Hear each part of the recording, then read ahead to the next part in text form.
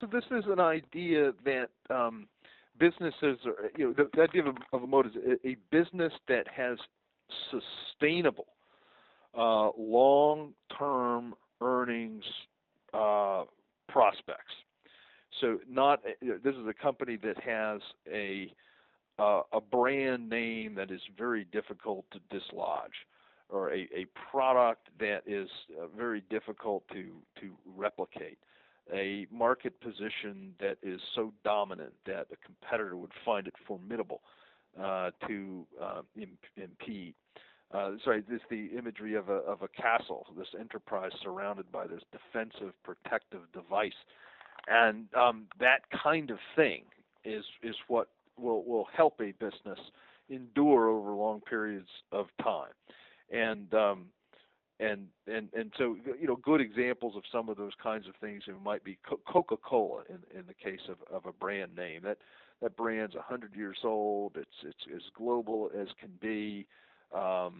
It is it would be very difficult to dislodge that brand. Pepsi does a good job at trying, and as a valiant competitor, but the Coca-Cola brand endures and remains. It's just compelling. Gillette, I think, is another example of that. It had a powerful trademark and in the shaving field, and also I think it had some technology patents. I mean, about some of the double-edged blades and things that it had offered it a competitive advantage. And customer loyalty is another example of that kind of thing.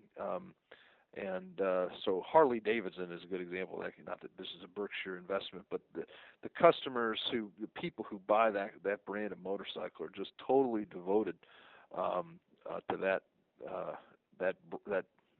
product, and that gives it a very strong, sustainable edge in delivering earnings over long periods of time.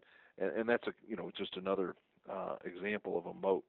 And I think what he's constantly, so there are two moments to think about moat. One is when you're thinking about you're evaluating a business for acquisition and whether it has that kind of power, whether brands or patents or customer loyalty, or what have you, whether it has that kind of power in the first place. And then the second thing is to what he calls widening the moat, trying to find ways to strengthen customer relationships, strengthen the brand, strengthen the products, strengthen the patents, and widen that moat.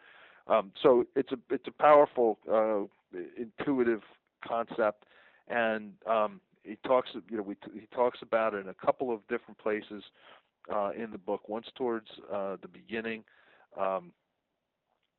when he's talking about businesses and managers and what kind of managers he's looking for and what kinds of things will help a manager deliver.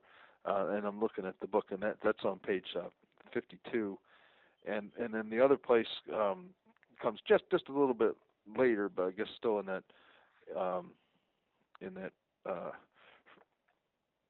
it's the very, very next section on page 97. And again, he's talking about, and now he's really getting into investing and attributes of attractive business acquisitions, and that moat, that power to sustain earnings over long periods of time is one of the points in here. This is on page 97, and lo and behold, he gives the example of Coke and Gillette. Other good examples that have great intuitive appeal for readers here are, he gives the example of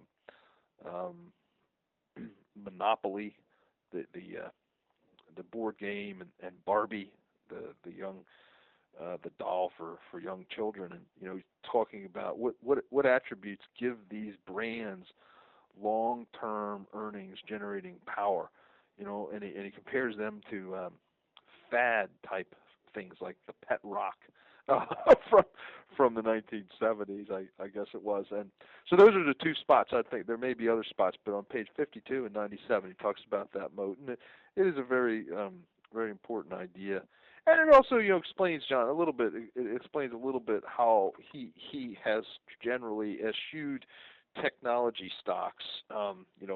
He did not join in um, uh, investing in any of the emerging internet companies back in the late 90s, like AOL or Yahoo. He stayed completely away from them. Stayed away from Microsoft and Apple. I think he bought 100 shares of Microsoft once for his own account because he was friends with Bill Gates. But he stayed away from those companies because he didn't have a high degree of confidence that they had this kind of moat.